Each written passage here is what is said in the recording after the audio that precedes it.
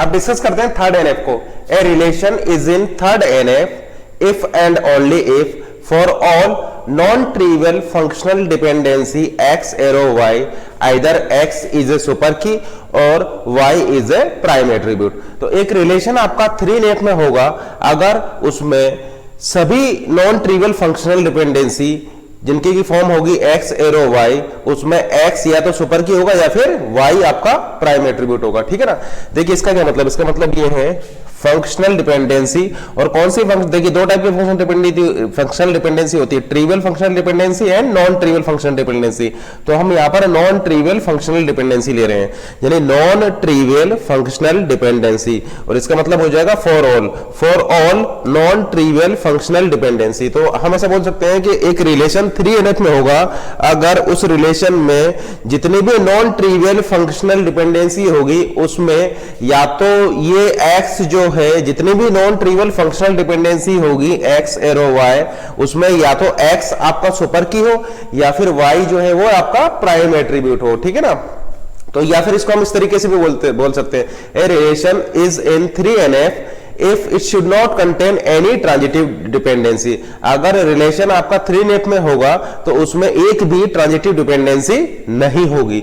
इसका मतलब अगर एक रिलेशन में ट्रांजिटिव डिपेंडेंसी होगी तो वो रिलेशन 3NF में नहीं होगा। तो 3NF में होने के लिए उस रिलेशन में एक भी ट्रांजिटिव डिपेंडेंसी नहीं होनी चाहिए। ठीक है ना। अब देखिए हमने बोला है कि रिलेशन 3NF में नहीं होगा अगर उसमें ट्रांजिटिव डिपेंडेंसी होगी। ठीक है ना। इसका मतलब उस रिलेशन में ट्रांजिटिव डिपेंडेंसी अगर नहीं होगी, उस रिलेशन में एक भी ट्रांजिटिव डिपेंडेंसी नहीं होगी तो वो 3NF में होगा। इसका मतलब ट्रांजिटिव डिपेंडेंसी चेक करने के लिए आप क्या करेंगे, ट्रांजिटिव डिपेंडेंसी चेक करने के लिए आप इस कंडीशन का नेगेशन ले लेंगे।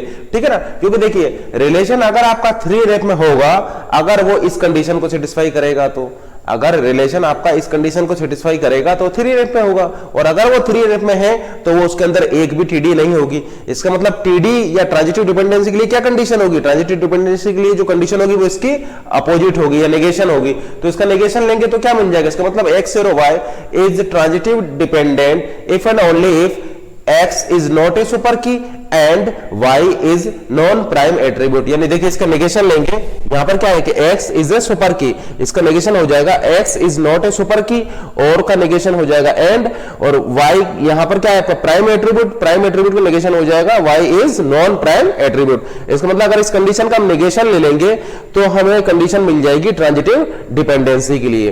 तो हमने क्या बोला है, हमने ये बोला है कि देखिए यहां पर ये अगर TD होगा तो इस कंडीशन को होल्ड करेगा, या ये कंडीशन होल्ड कर रही है तो वो एक्स एरो वाई आपका ट्रांजिटिव डिपेंडेंट होगा। तो ये इसका उल्टा है, इसका मतलब यहां पर सभी फंक्शनल डिपेंडेंसी जितने भी नॉन ट्रिवियल फंक्शनल डिपेंडेंसी होगी वो ट्रांजिटिव डिपेंडेंसी नहीं होगी, क्योंकि ट्रांजिटिव डिपेंडेंसी होने के लिए कंडीशन ये है, और ये जो कंडीशन है ये TD का अपोजिट है, यानी ये नॉन ट्रिवियल फंक्शनल डिपेंडेंसी आपका TD नहीं होगी। तो इसीलिए तो हमने यहां पर ऐसा बोला है कि should not contain any transitive dependency then relation is in 3NF।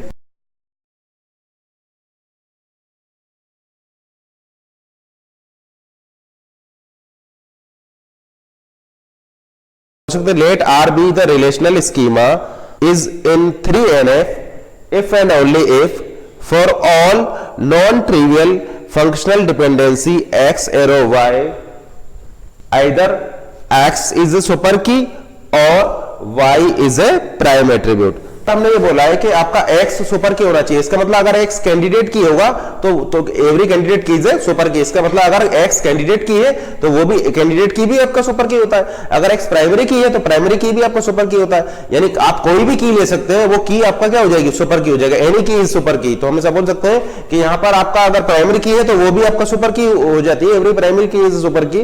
तो आप यहाँ पर सुपर की के लिए चेक कर सकते हैं। सेकेंड डेफिनेशन के अकॉर्डिंगली आप ऐसा बोल सकते हैं, relation should not contain any transitive dependency. अगर रिलेशन में ट्रांजिटिव डिपेंडेंसी होगी तो वो रिलेशन 3NF में नहीं होगा।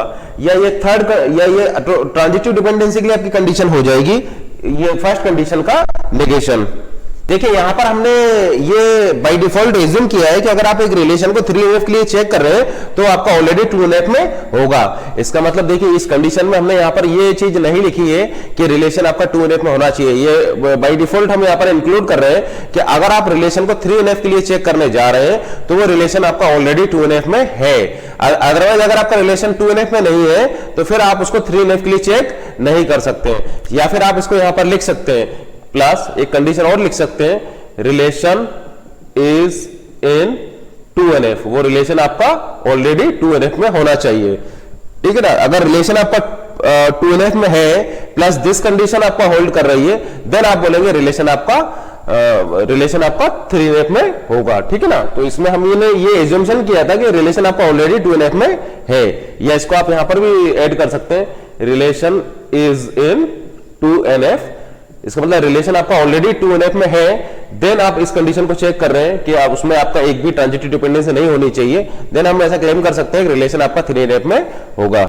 ABCDEF ये मान लीजिए आपका रिलेशन है, और इस रिलेशन में मान लीजिए कैंडिडेट की है आपके पास AB एक कैंडिडेट की है और लेट से CD आपका एक कैंडिडेट की है। ठीक है ना, तो यहाँ पर प्राइम एट्रीब्यूट क्या हो जाएंगे, prime attributes belongs to candidate key, यानी प्राइम एट्रीब्यूट हो जाएंगे A B C and D, और नॉन प्राइम एट्रीब्यूट क्या हो जाएंगे, नॉन प्राइम एट्रीब्यूट यहाँ पर हो जाएंगे देखिए आपका E एंड F।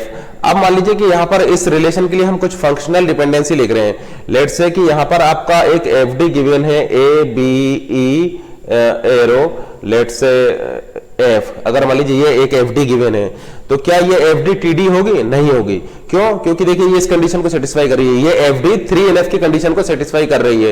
ये देखिए ये क्या है आपका सुपर की है, ये कैंडिडेट की आपका AB है, AB का सुपर की हो जाएगा, तो हम ऐसा बोल सकते हैं कि ये सुपर की वाली कंडीशन को फॉलो कर रही है। इसका मतलब ये TD नहीं होगी, ये आपका ट्रांजिटिव डिपेंडेंसी नहीं होगी, ये 3NF की कंडीशन को सेटिस्फाई कर रही है। ठीक है ना, या मान लीजिए कि आपकी फंक्शनल डिपेंडेंसी होती कुछ इस टाइप की, A एरो लेट से E। अब A एरो E को देखिए, क्या ये A यहां पर सुपर की होगा, नहीं होगा, तो A आपका सुपर की नहीं है, यानी पहली कंडीशन आपकी फॉल्स होगी। क्या E आपका प्राइम एट्रीब्यूट है, E आपका प्राइम एट्रीब्यूट भी नहीं है, यानी ये सेकंड कंडीशन भी फॉल्स होगा। इसका मतलब ये रिलेशन आपका इस फंक्शनल डिपेंडेंसी की वजह से 3NF में नहीं होगा, क्योंकि ये फिर फंक्शनल डिपेंडेंसी क्या हो जाएगा आपका ट्रांजिटिव डिपेंडेंसी हो जाएगी। ये TD की कंडीशन को होल्ड कर रहा है। देखिए TD की कंडीशन क्या है कि ये आपका सुपर की नहीं होना चाहिए, तो देखिए सुपर की नहीं है, और ये आपका क्या है नॉन प्राइम एट्रीब्यूट है। ठीक है ना, तो TD की कंडीशन को होल्ड कर जाएगा। तो अगर इस रिलेशन में इस टाइप की कोई FD होगी तो वो रिलेशन 3NF में नहीं होगा, क्योंकि ये आपका TD बन जाएगा। ठीक है ना, या मान लीजिए कि आपका कुछ इस टाइप से भी हो सकता है, A एरो लेट से BE। अब यहां पर क्या है कि प्राइम और नॉन प्राइम के कॉम्बिनेशन है, B आपका प्राइम है और E आपका नॉन प्राइम है, तो आप इसको क्या कर सकते हैं, इसको डिकम्पोज कर सकते हैं। अगर इसको डिकम्पोज कर लेंगे तो आपको मिल जाएगा A arrow B and A arrow E। अब जरा इसको चेक कीजिए, क्या A सुपर की है, बिल्कुल नहीं, A आपका सुपर की नहीं है, लेकिन B आपका प्राइम एट्रीब्यूट है। तो A सुपर की तो नहीं है लेकिन B प्राइम एट्रीब्यूट है, उस प्राइम एट्रीब्यूट होने की वजह से ये 3NF की कंडीशन को सेटिस्फाई करेगा। तो ये FD आपका 3NF की कंडीशन को सेटिस्फाई कर रही है, लेकिन देखिए ये फेल कर गई, क्योंकि ये आपका सुपर की नहीं है और ये आपका प्राइम एट्रीब्यूट भी नहीं है, यानी नॉन प्राइम एट्रीब्यूट है। यानी देखिए आप देख सकते हैं ये आपका सुपर की नहीं है, यानी फर्स्ट कंडीशन आपकी होल्ड फॉल्स हो गई, फर्स्ट कंडीशन फॉल्स हो गई, ये आपका सुपर की नहीं है। और E को देखिए, E आपका देखिए प्राइम एट्रीब्यूट भी नहीं है, यानी फर्स्ट कंडीशन भी फॉल्स हो गई, सेकंड कंडीशन भी फॉल्स हो गई। इसका मतलब ये रिलेशन फिर आपका 3NF में नहीं होगा इस फंक्शनल डिपेंडेंसी की वजह से। तो ये फंक्शनल डिपेंडेंसी क्या हो जाएगी वहां पर, ये ट्रांजिटिव डिपेंडेंसी हो जाएगा, क्योंकि देखिए TD की कंडीशन को होल्ड कर रही है, सुपर की भी नहीं है, और ये आपका नॉन प्राइम एट्रीब्यूट है। ठीक है ना, तो देखिए ये जरूरी नहीं कि आप ये तीनों कंडीशंस को याद करें, कोई भी एक कंडीशन याद कर लीजिए, उसके बाद में उसको आप नेगेशन कर सकते हैं। जैसे कि फर्स्ट वाली कंडीशन को हम चेक करेंगे और आप ये थर्ड कंडीशन निकालना चाहते हैं तो उसका आप नेगेशन कर लीजिए। तो तीनों कंडीशन याद करने की कोई जरूरत नहीं है, आप एक याद कीजिए और बाकी को आप कैलकुलेट कर सकते हैं। इसका मतलब आप किसी भी नॉन ट्रिवियल फंक्शनल डिपेंडेंसी को देख करके ये बता सकते हैं कि वो ट्रांजिटिव डिपेंडेंसी होगी या नहीं होगी। ठीक है ना, जैसे कि लेट से आपने लिखा हुआ है AB एरो F, क्या ये TD होगी, बिल्कुल नहीं होगी, क्योंकि TD होने के लिए क्या होना चाहिए, यहां पर ये सुपर की नहीं होना चाहिए, जबकि देखिए तो सुपर की हो गया। देखिए दोनों कंडीशन मीट करना चाहिए TD के लिए, सुपर की भी नहीं होना चाहिए और ये आपका नॉन प्राइम एट्रीब्यूट होना चाहिए, जबकि AB क्या है, AB एक कैंडिडेट की है। अब जितनी भी कैंडिडेट की होती है वो आपको सुपर की भी होती है, यानी एवरी कैंडिडेट की सुपर की, यानी ये आपका TD नहीं होगा। और या फिर आप इससे भी चेक कर सकते हैं कि इस साइड में क्या होना चाहिए, आपका सुपर की होना चाहिए। तो देखिए आपको सुपर की मिल गया। अब देखिए आइदर है यहाँ पर, आइदर दिस और बोथ, यानी either x is a super key और y is a prime attribute और बोथ, यानी आप ऐसा बोल सकते हैं कोई भी एक होगा तो आपका काम चल जाएगा यहाँ पर। तो ये क्या है आपका, ये सुपर की है तो आपका ये 3NF वाली कंडीशन को होल्ड कर रहा है, इसका मतलब ये फंक्शनल डिपेंडेंसी 3NF में होगी, या 3NF की कंडीशन को सेटिस्फाई करेगी, इसका मतलब ये TD नहीं होगी। तो इस तरीके से आप चेक कर सकते हैं। को देखिए ये रिलेशन R हमने लिया था, यहां पर आपका AB कैंडिडेट की हो जाएगी, इस रिलेशन में AB आपका कैंडिडेट की है, ठीक है ना, और प्राइम एट्रीब्यूट हो जाएंगे AB और नॉन प्राइम एट्रीब्यूट हो जाएंगे C, D और E। जैसा कि आप यहां पर देख पा रहे हैं ये रिलेशन 2NF में नहीं है, ये रिलेशन आपका 2NF में नहीं है क्योंकि इसमें एक पार्शियल डिपेंडेंसी है। अब ऑलरेडी हम 2NF वाले लेक्चर में बता चुके हैं। तो देखिए यहां पर आपका एक भी मल्टी वैल्यूड एट्रीब्यूट नहीं है, ये जितने भी एट्रीब्यूट है ये आपके सिंगल वैल्यूड एट्रीब्यूट है, एक भी मल्टी वैल्यूड एट्रीब्यूट नहीं है। तो हम ऐसा बोल सकते हैं कि रिलेशन 1NF में तो होगा ही होगा, बाई डिफॉल्ट 1NF में होगा क्योंकि आपका मल्टी वैल्यूड एट्रीब्यूट यहां पर नहीं है, ठीक है ना।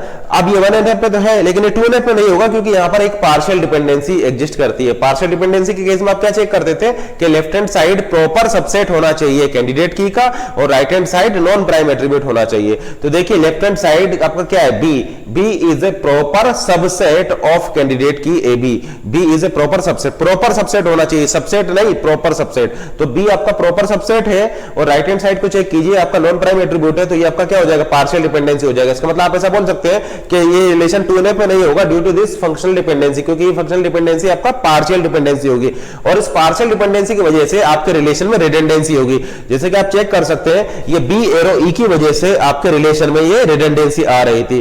तो फिर इसको सॉल्व करने के लिए या इस रिलेशन को 2NF में कन्वर्ट करने के लिए हमने क्या किया कि इस रिलेशन को डिकम्पोज कर दिया दो रिलेशन में। तो इस रिलेशन R को हमने डिकम्पोज कर दिया R1 एंड R2 में, ठीक है ना। तो जब ये इस रिलेशन को, तो देखिए इसको डिकम्पोज हमने कैसे किया, आपका प्रॉब्लम यहां पर क्या क्रिएट कर रहा था, प्रॉब्लम आपका क्रिएट कर रहा था B एरो E, क्योंकि ये फंक्शनल डिपेंडेंसी आपका पार्शियल डिपेंडेंसी थी जिसकी वजह से ये 2NF में नहीं था। तो प्रॉब्लम क्रिएट कर रहा था B एरो E, तो आपने क्या किया, जो प्रॉब्लम क्रिएट कर रहा था उसको अलग कर लिया, यानी BE को अलग कर लिया। अब देखिए B एरो E या आपने अलग कर लिया है तो रिमेनिंग एट्रीब्यूट को आप इधर लिख लीजिए। अब यहां पर आप कॉमन एट्रीब्यूट किसको लेंगे, कॉमन एट्रीब्यूट आप B को लेंगे। क्यों लेंगे, वो इसलिए लेंगे ताकि ये डिकम्पोजिशन आपका लॉसलेस हो जाए। देखिए लॉसलेस डिकम्पोजिशन तब होगा जब कॉमन एट्रीब्यूट आपका सुपर की हो, आइदर फर्स्ट रिलेशन और सेकंड रिलेशन और बोथ रिलेशन। तो आपका यहां पर कॉमन एट्रीब्यूट क्या हो जाएगा, B हो जाएगा। तो B को हम कॉमन ले लेंगे तो B कॉमन एट्रीब्यूट हो जाएगा। और जैसे कि आप देख पा रहे हैं B चूंकि R2 का जो है वो की है तो इसलिए आपका ये डिकम्पोजिशन लॉसलेस हो जाएगा। तो हमने यहां पर B को कॉमन लेते हुए इनको डिकम्पोज कर लिया। तो जब हम इस रिलेशन को डिकम्पोज कर देंगे तो रिलेशन R1 और R2 में मिल जाएगा। रिलेशन R1 में ये दो FD आ जाएंगी और रिलेशन R2 में आपका ये वाली FD आ जाएगी। तो जैसे कि आप देख पा रहे हैं ये जो डिकम्पोजिशन है ये आपका लॉसलेस भी है और डिपेंडेंसी प्रिजर्विंग भी है। तो लॉसलेस प्लस डिपेंडेंसी प्रिजर्विंग दोनों क्राइटेरिया को ये मीट कर रहा है, ठीक है ना। अब जैसे कि आप चेक कर सकते हैं ये रिलेशन भी आपका 2NF में, ये रिलेशन भी आपका 2NF में है, क्योंकि यहां पर आपका की क्या है, यहां पर आपका की है B, ठीक है ना। तो हमने क्या बोला था कि आपका ये पार्शियल डिपेंडेंसी नहीं है, क्योंकि पार्शियल डिपेंडेंसी आप कैसे चेक करते हैं कि लेफ्ट हैंड साइड में कैंडिडेट की का प्रॉपर सबसेट होना चाहिए, लेफ्ट हैंड साइड में प्रॉपर सबसेट होना चाहिए कैंडिडेट की का और राइट हैंड साइड में आपका नॉन प्राइम एट्रीब्यूट होना चाहिए। ये दोनों कंडीशंस एक साथ होल्ड करना चाहिए पीडी के लिए। तो आप जैसे कि देख पा रहे हैं ये पीडी नहीं है, ये आपका फुली डिपेंडेंट है। उसी तरीके से अब ये भी फुली डिपेंडेंट है और ये भी फुली डिपेंडेंट है, क्योंकि यहां पर की क्या है, यहां पर कैंडिडेट की है आपका AB, यहां पर कैंडिडेट की है AB, तो ये भी फुली डिपेंडेंट है और ये भी फुली डिपेंडेंट है। तो इसे हम बोल सकते हैं कि ये रिलेशन R जो है ये अब 2NF में है और रिलेशन R1 भी 2NF में है और रिलेशन R2 भी आपका 2NF में। तो ये रिलेशन R जो कि 2NF में नहीं था, ये डिकम्पोजिशन के बाद आपका ये 2NF में आ गया और ये भी आपका 2NF में आ गया। और जैसा कि अब आप देख पा रहे हैं ये B एरो E जो कि आपका पहले पार्शियल डिपेंडेंसी था जिसकी वजह से कि रिडंडेंसी आ रही थी, वो रिडंडेंसी अब रिमूव हो चुकी है। तो हम ऐसा बोल सकते हैं कि 2NF में जो आपका रिडंडेंसी का लेवल होता है वो 1NF से कम होता है। जैसे कि आप यहाँ पर देख पा रहे हैं यहाँ पर रिडंडेंसी ज्यादा थी और यहाँ पर रिडंडेंसी आपका कुछ कम हो गई। तो रिडंडेंसी आपका रिमूव होती जा रही है जैसे जैसे हम डेटा को नॉर्मलाइज करते हुए जा रहे हैं।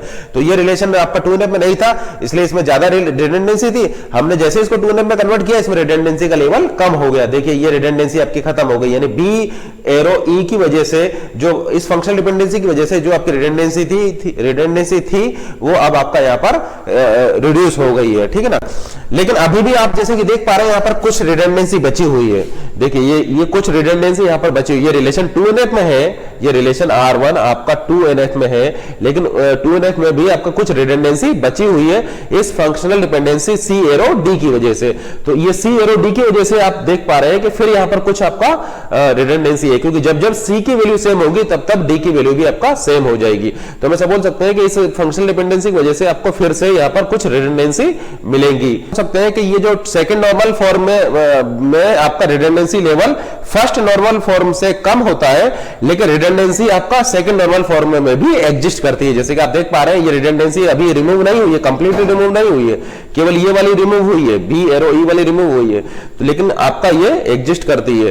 तो इस टाइप की जो प्रॉब्लम को आपका थर्ड नॉर्मल फॉर्म एड्रेस करेगी। तो देखिए सी एरो ई को देखते हैं, अब देखिए आपको उसको 3NF के लिए चेक करते हैं। तो रिलेशन देखिए, क्या ये R2 रिलेशन 3NF में है? बिल्कुल है, क्योंकि ये हमने क्या बोला है कि लेफ्ट हैंड साइड में सुपर की होना चाहिए और राइट हैंड साइड में प्राइम एट्रीब्यूट होना चाहिए। अब चूंकि इस R2 रिलेशन की B एक कैंडिडेट की है, प्राइम एट्रीब्यूट यहां पर हो जाएगा B, नॉन प्राइम एट्रीब्यूट हो जाएगा आपका E, यानी हम ऐसा बोल सकते हैं कि B आपका यहां पर कैंडिडेट की होगा तो B आपका यहां पर सुपर की भी होगा, एवरी कैंडिडेट की इज सुपर की, तो ये क्या हो जाएगा, ये आपका सुपर की हो जाएगा। तो ये देखिए ये फर्स्ट कंडीशन को मीट कर गया, इसका मतलब हम ऐसा बोल सकते हैं कि रिलेशन आपका 2NF में भी होगा, रिलेशन आपका 3NF में भी होगा, यानी ये रिलेशन तो आपका 3NF में है।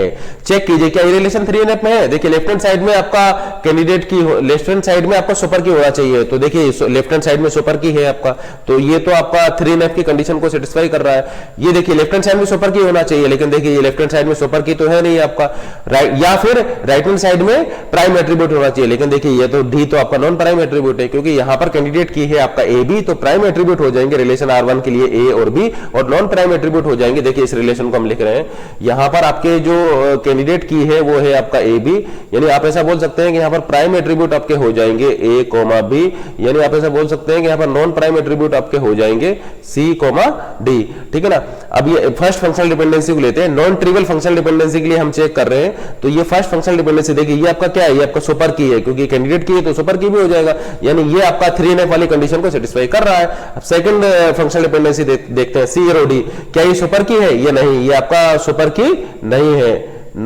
ठीक है ना, ये सुपर की नहीं है C।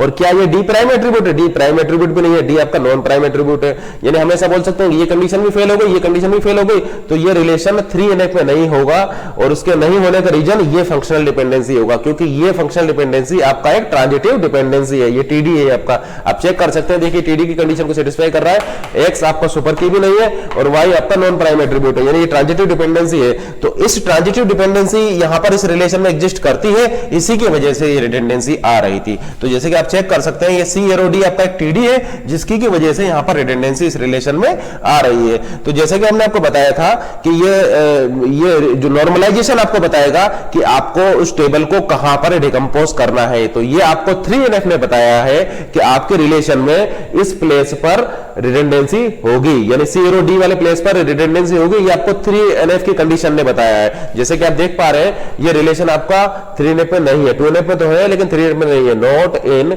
3NF, ठीक है ना, क्योंकि due to this transitive dependency, जिसकी की वजह से कुछ रिडंडेंसी यहां पर एग्जिस्ट कर रही है। तो ये एग्जैक्ट लोकेशन आपको बताई है इस थर्ड नॉर्मल फॉर्म ने कि जहां पर कि आपकी प्रॉब्लम क्रिएट हो रही है। अब हम क्या करेंगे, इस प्रॉब्लम को सॉल्व करने के लिए इस रिलेशन को फिर से डिकम्पोज करेंगे। तो अब हम क्योंकि रिलेशन R1 आपका 3NF में नहीं है, रिलेशन R2 तो 3NF में है, लेकिन रिलेशन R1 आपका 3NF में नहीं है, तो इसको 3NF में कन्वर्ट करने के लिए हम इस रिलेशन R1 को डिकम्पोज करने जा रहे हैं। डिकम्पोज कैसे करेंगे, हम इसको डिकम्पोज करेंगे इसके बेसिस पर, TD के बेसिस पर। तो ये हमें थर्ड नॉर्मल फॉर्म ने बताया कि हमको इसे किस तरीके से डिकम्पोज करना है।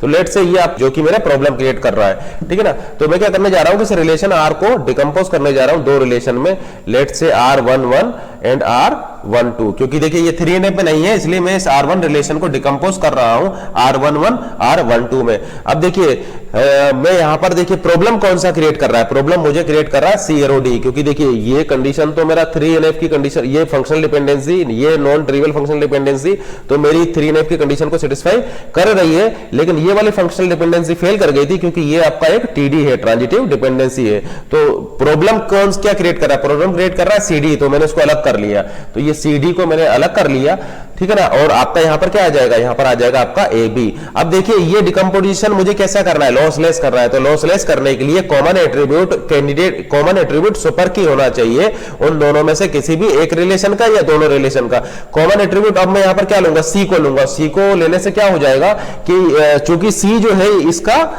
की है, सी R12 का की है, क्योंकि देखिए यहाँ पर फंक्शनल डिपेंडेंसी क्या गिवन है, फंक्शनल डिपेंडेंसी गिवन है सी एरो डी, तो मैं ऐसा बोल सकता हूं कि इस R12 रिलेशन के लिए सी जो हो जाएगा वो एक कैंडिडेट की हो जाएगा। तो मैं ऐसा बोल सकता हूं कि चूंकि कॉमन एट्रीब्यूट एक सुपर की है इस R12 रिलेशन का, तो चूंकि कॉमन एट्रीब्यूट सी एक सुपर की है इस R12 रिलेशन का, तो इसलिए ये डिकम्पोजिशन मेरा लॉसलेस हो जाएगा, ठीक है ना। क्योंकि देखिए R11 इंटरसेक्शन R12 ये आपका क्या है, ये आपका है सी, और मैं ऐसा बोल सकता हूं कि सी एरो R12 आपका यहाँ पर ट्रू है, ये जो कॉमन एट्रीब्यूट है ये सुपर की है इस सेकंड रिलेशन का, तो दिस डिकम्पोजिशन इज लॉसलेस। अब चेक करते हैं क्या ये डिपेंडेंसी प्रिजर्विंग भी होगा, तो देखिए सी एरो डी फंक्शनल डिपेंडेंसी तो इधर आ गई और ए बी एरो सी वाली फंक्शनल डिपेंडेंसी आपका इधर आ जाएगी। तो मैं ऐसा बोल सकता हूं कि ये जो डिकम्पोजिशन मैंने किया है R1 का R11 R12 में, ये डिकम्पोजिशन मेरा लॉसलेस भी होगा और डिपेंडेंसी प्रिजर्विंग भी होगा, ठीक है ना, लॉसलेस भी है और डिपेंडेंसी प्रिजर्विंग भी है। अब देखिए, ठीक है ना,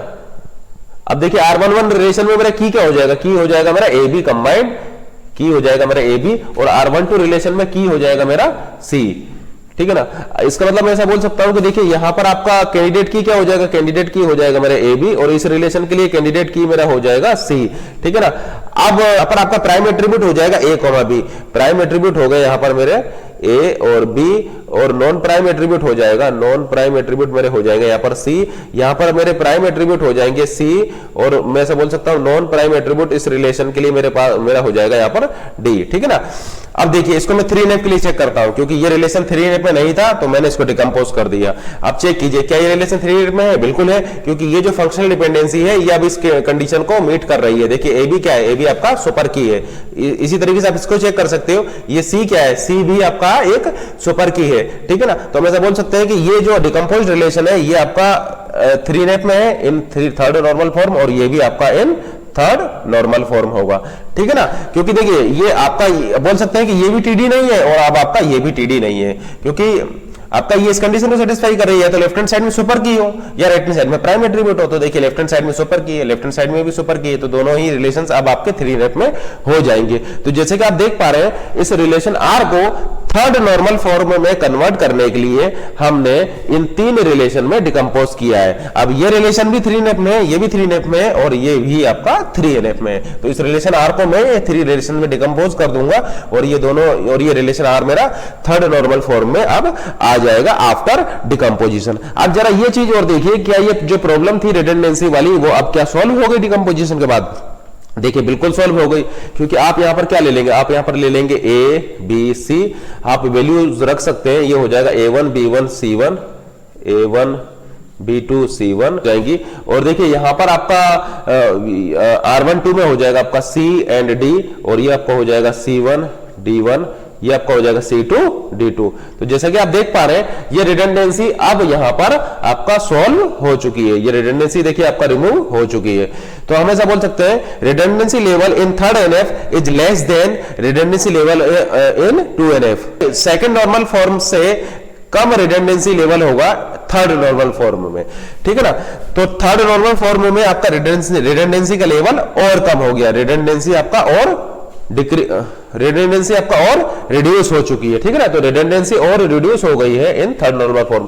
तो देखिए सबसे ज्यादा रिडंडेंसी होगी फर्स्ट नॉर्मल फॉर्म में, उससे कम रिडंडेंसी होगी सेकंड में, उससे कम होगी थर्ड में, और BCNF में आपका उससे और कम होगी, ठीक है ना। तो जैसे कि आप यहाँ पर देख पा रहे हैं रिडंडेंसी का लेवल डिक्रीज होता जा रहा है जैसे जैसे हम नॉर्मल फॉर्म को इंक्रीज करते जा रहे हैं। तो ये देखिए यहाँ पर रिडंडेंसी लेवल और डिक्रीज हो गया। अब आप यहाँ पर ये सोच रहे होंगे कि ये जो रिडंडेंसी तो यहाँ पर भी है, ये वाली रिडंडेंसी और ये वाली रिडंडेंसी। तो रिडंडेंसी तो आपका यहां पर भी, तो देखिए ये रिडंडेंसी आपका फंक्शनल डिपेंडेंसी की वजह से नहीं है। ये जो रिडंडेंसी आप देख रहे हैं ये एक फंक्शनल डिपेंडेंसी की वजह से नहीं है। ये हम आपको ऑलरेडी बता चुके हैं कि 1NF 2NF 3NF और BCNF में जो हम रिडंडेंसी रिमूव करेंगे वो रिमूव करेंगे redundancy created by functional dependency. तो ये रिडंडेंसी फंक्शनल डिपेंडेंसी की वजह से नहीं है, तो इसको हम रिमूव नहीं कर सकते हैं, ठीक है ना। FD की वजह से जो रिडंडेंसी होगी केवल उन्हीं को हम यहां पर रिड्यूस कर सकते हैं, ये FD की वजह से नहीं है, ठीक है ना। और अगर आपका रिलेशन में रिडंडेंसी है due to multi valued dependency, अगर MVD की वजह से मल्टी वैल्यूड डिपेंडेंसी की वजह से आपके रिलेशन में रिडंडेंसी है तो वो आपका सॉल्व होगी या रिड्यूस होगी इन 4NF और 5NF, यानी 4 और 5NF में जाकर के वो सॉल्व होगी। BCNF तक आपका वो MVD सॉल्व नहीं होगी, BCNF तक आपका केवल वही रिडंडेंसी सॉल्व होगी जो फंक्शनल डिपेंडेंसी की वजह से क्रिएट हुई होगी। क्योंकि यहां पर कंडीशन हम किस पर लगा रहे हैं, कंडीशन हम FD पर लगा रहे हैं ना कि MVD पर लगा रहे हैं, ठीक है ना। तो जैसे कि आप देख पा रहे हैं ये रिलेशन आप डिकम्पोज करने के बाद आपका 3NF में आ जाएगा। अब मान लीजिए कि एक केस डिस्कस करते हैं। आपके पास एक रिलेशन है और उस रिलेशन में जितने भी एट्रीब्यूट हैं वो सारे प्राइम एट्रीब्यूट है। एक रिलेशन है और उसमें जितने भी एट्रीब्यूट हैं वो सारे प्राइम एट्रीब्यूट हैं, प्लस उस रिलेशन के सारे एट्रीब्यूट सिंगल वैल्यूड एट्रीब्यूट है, यानी उस रिलेशन में एक भी मल्टी वैल्यूड एट्रीब्यूट नहीं है। तो वो रिलेशन क्या 3NF में होगा? बिल्कुल होगा, क्योंकि अगर उस रिलेशन में सभी एट्रीब्यूट्स प्राइम एट्रीब्यूट्स होंगे तो हम ऐसा बोल सकते हैं कि उसमें एक भी फंक्शनल डिपेंडेंसी नहीं होगी जो TD की कंडीशन या ट्रांजिटिव डिपेंडेंसी की कंडीशन को सेटिस्फाई कर रही होगी। क्योंकि ट्रांजिटिव डिपेंडेंसी होने के लिए राइट हैंड साइड में नॉन प्राइम एट्रीब्यूट होना चाहिए, और सारे एट्रीब्यूट प्राइम है तो उसमें नॉन प्राइम एट्रीब्यूट होगा ही नहीं। यानी एक ऐसा रिलेशन जिसमें सभी एट्रीब्यूट्स आपके प्राइम एट्रीब्यूट हो और उसमें एक भी एट्रीब्यूट मल्टी वैल्यूड ना हो, वो रिलेशन आपका ऑलवेज 3NF में होगा। ये सेकंड कंडीशन को ऑलवेज सेटिस्फाई कर रहा होगा। फर्स्ट कंडीशन होल्ड करे या ना करे, किसी भी फंक्शनल डिपेंडेंसी के लिए फर्स्ट कंडीशन होल्ड करे या ना करे, वो ऑलवेज आपका सेकंड कंडीशन को होल्ड कर रहा होगा। अब देखिए यहां पर एक चीज और आपको हम बताना चाहते हैं कि अगर एक फंक्शनल डिपेंडेंसी, अगर एक non trivial functional dependency 3NF की कंडीशन को होल्ड कर रही होगी तो वो आपका 2NF की कंडीशन को भी होल्ड करेगी, 1NF की कंडीशन को भी होल्ड कर रही होगी। जैसे कि कोई भी फंक्शनल डिपेंडेंसी 3NF की कंडीशन को होल्ड कब करेगी? कोई भी non trivial functional dependency 3NF की कंडीशन को होल्ड करेगी जब या तो लेफ्ट हैंड साइड में सुपर की हो या राइट हैंड साइड में आपका प्राइम एट्रीब्यूट हो, ठीक है ना। या तो लेफ्ट हैंड साइड में सुपर। अब देखिए अगर FD के अगर फंक्शनल डिपेंडेंसी में अगर आपका प्राइम और नॉन प्राइम का कॉम्बिनेशन है तो फिर आप डिकम्पोज करके प्राइम को अलग कर लीजिए और नॉन प्राइम को अलग कर लीजिए, और वो केस हम ऑलरेडी डिस्कस कर चुके हैं। तो हम ऐसा बोल सकते हैं कि अगर नॉन ट्रिवियल फंक्शनल डिपेंडेंसी में लेफ्ट हैंड साइड में सुपर की है, राइट हैंड साइड में प्राइम एट्रीब्यूट है, तो वो रिलेशन आपका 3NF में होगा। तो क्या अब हम ऑलरेडी आपको बता चुके हैं कि अगर एक रिलेशन 3NF में है तो वो 2NF में भी होगा। तो 2NF में क्यों होगा? 2NF में इसलिए होगा क्योंकि वो फंक्शनल डिपेंडेंसी पार्शियल डिपेंडेंसी की कंडीशन को फेल करेगी। क्यों फेल करेगी? क्योंकि पार्शियल डिपेंडेंसी होने के लिए लेफ्ट हैंड साइड में कैंडिडेट की का प्रॉपर सबसेट होना चाहिए और राइट हैंड साइड में नॉन प्राइम एट्रीब्यूट होना चाहिए, राइट हैंड साइड में नॉन प्राइम एट्रीब्यूट होना चाहिए। अब देखिए एक फंक्शनल डिपेंडेंसी आपका 3NF में कब होगी? वो तब होगी जब या तो इस कंडीशन को सेटिस्फाई कर रही होगी या इस कंडीशन को सेटिस्फाई कर रही होगी। लेट्स से वो इस कंडीशन को सेटिस्फाई कर रही है, अगर इसको कर रही होगी तो लेफ्ट हैंड साइड में सुपर की होगा। अब जब लेफ्ट हैंड साइड में सुपर की होगा तो हम ऐसा बोल सकते हैं कि लेफ्ट हैंड साइड जो है वो कभी भी कैंडिडेट की का प्रॉपर सबसेट नहीं होगी, क्योंकि सुपर की is not A proper subset of candidate की, ठीक है ना। तो हम ऐसा बोल सकते हैं कि अगर उस फंक्शनल डिपेंडेंसी में लेफ्ट हैंड साइड में अगर वो फंक्शनल डिपेंडेंसी 3NF में है, 3NF में कब होगी? जब या तो ये कंडीशन ट्रू होगी या ये कंडीशन ट्रू होगी। अगर मान लीजिए ये वाली कंडीशन ट्रू है यानी लेफ्ट हैंड साइड में सुपर की है, तो हम ऐसा बोल सकते हैं कि वो PD कभी नहीं होगी। क्यों नहीं होगी PD? क्योंकि PD होने के लिए लेफ्ट हैंड साइड में कैंडिडेट की का प्रॉपर सबसेट होना चाहिए, तो उसको फेल कर गई वो। या अगर मान लीजिए कि वो वहां पर आपका राइट हैंड साइड में उस नॉन ट्रिवियल FT में राइट हैंड साइड में प्राइम एट्रीब्यूट है, तब भी आप ऐसा बोल सकते हैं कि वो PD नहीं होगी, क्योंकि PD होने के लिए राइट हैंड साइड में नॉन प्राइम एट्रीब्यूट होना चाहिए। इसका मतलब अगर एक फंक्शनल डिपेंडेंसी 3NF में है तो ऑटोमेटिकली वो 2NF में भी होगी, ऑटोमेटिकली वो 1NF में भी होगी। अगर आप एक नॉन ट्रिवियल FD को चेक कर रहे हैं और वो 3NF की कंडीशन को सेटिस्फाई कर जाती है तो आपको चेक करने की जरूरत नहीं है, वो ऑटोमेटिकली 2NF को भी सेटिस्फाई करेगी और 1NF को भी सेटिस्फाई करेगी। तो जैसे कि आपने देखा कि इस डेटा को नॉर्मलाइज करने के लिए, इस टेबल को नॉर्मलाइज करने के लिए हमने इसको डिकम्पोज किया, इस रिलेशन को 3NF में कन्वर्ट करने के लिए हमने इस रिलेशन को डिकम्पोज किया है इन तीन रिलेशन में, R2, R11, R12। तो after decomposing this relation R in R2, R11, R12 हमेशा बोल सकते हैं कि रिलेशन आपका 3NF में आ जाएगा। लेकिन देखिए यहां पर इसको 3NF में ला करके आपने फंक्शनल डिपेंडेंसी के द्वारा क्रिएट की गई रिडंडेंसी को तो रिड्यूस कर दिया। फंक्शनल डिपेंडेंसी के द्वारा क्रिएट की गई रिडंडेंसी को तो रिड्यूस कर दिया, लेकिन यहां पर आपका अब मेंटेनेंस की प्रॉब्लम बढ़ गई, क्योंकि अब आपको एक टेबल को मैनेज नहीं करना है, अब आपको 3 टेबल को मैनेज करना है, 3 टेबल को मेंटेन करना है। तो अगर आपका बहुत सारी टेबल्स होंगी तो उनको मेंटेनेंस करने में आपकी कॉस्ट ज्यादा होगी। प्लस अगर आप कोई क्वेरी ज्वाइंट क्वेरी परफॉर्म कर रहे हैं जिसमें कि इन टेबल्स को आपको ज्वाइन करना पड़ेगा, तो फिर वो क्वेरी की आपका जो टाइम जो है वो भी बढ़ जाएगा। क्योंकि मान लीजिए आप ऐसी क्वेरी लिखते हैं जो जिसका कि आंसर इन टेबल्स को ज्वाइन करने के बाद आपको मिल पाएगा, तो सबसे पहले तो आप इन टेबल्स को ज्वाइन करेंगे, देन उस क्वेरी का आंसर दे पाएंगे। तो ज्वाइन करने में आपको कुछ एक्स्ट्रा टाइम लगेगा यहां पर, तो वो क्वेरी आपकी अब स्लो हो जाएगी या आपको कुछ टाइम लगेगा उसको ज्वाइन करने में। तो ये डिसएडवांटेज है। एडवांटेज क्या है कि आपका जो फंक्शनल डिपेंडेंसी द्वारा क्रिएट की गई रिडंडेंसी आपका रिड्यूस हो जाएगी। लेकिन डिसएडवांटेज क्या है कि मैनेजमेंट बढ़ गया, अब 3 टेबल को आप मैनेज करेंगे या जितनी डिकम्पोज टेबल को आपको मैनेज करना पड़ेगा। प्लस आपका जो क्वेरी का जो टाइम है वो बढ़ जाएगा, क्योंकि अब क्वेरी को आंसर करने के लिए अगर ज्वाइंट क्वेरी है तो उसको आंसर करने के लिए आपको इन टेबल्स को ज्वाइन करना पड़ेगा। ऐसे बोल सकते हैं कि query processing become difficult now.